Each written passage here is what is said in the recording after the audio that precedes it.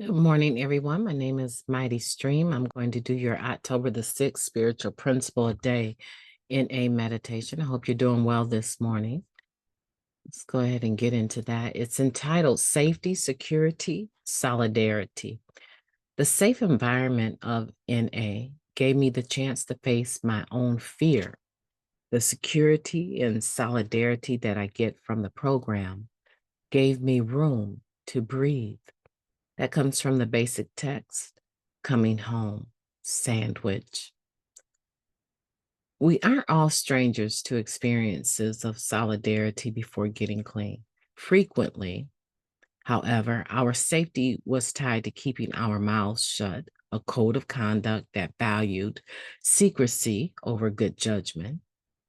We'd have your back, all right, as long as that kept us safe and our behavior under wraps.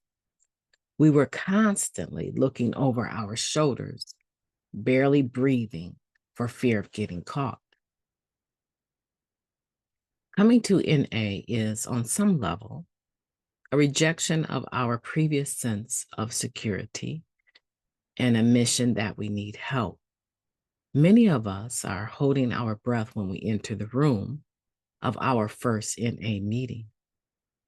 We fear we'll see people we used with, people we'd wronged. People might out us as addicts outside the meeting.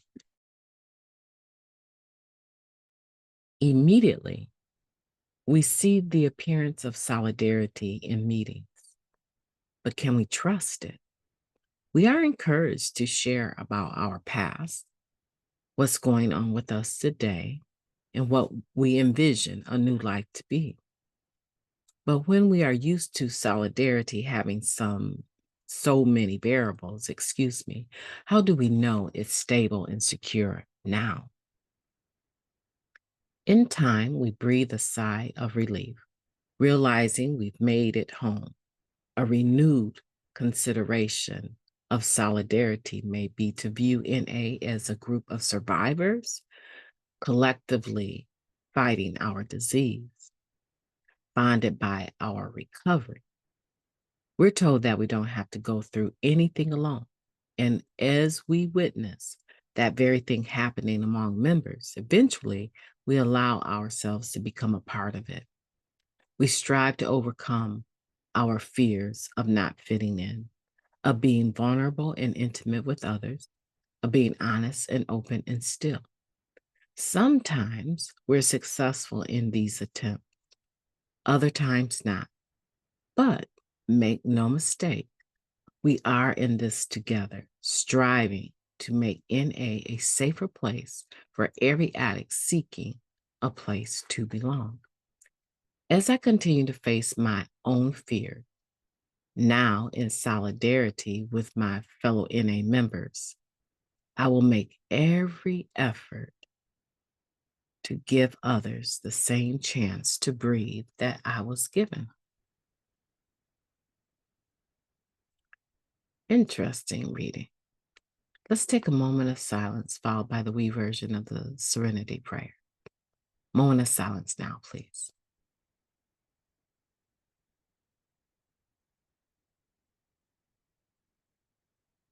Thank you.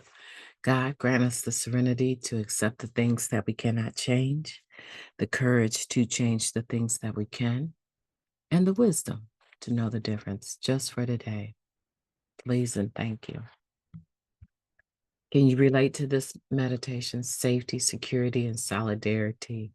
The code of honor really wasn't a code of honor, right? But we met that code out there in the streets. We did it because that's what we needed to do to feel safe.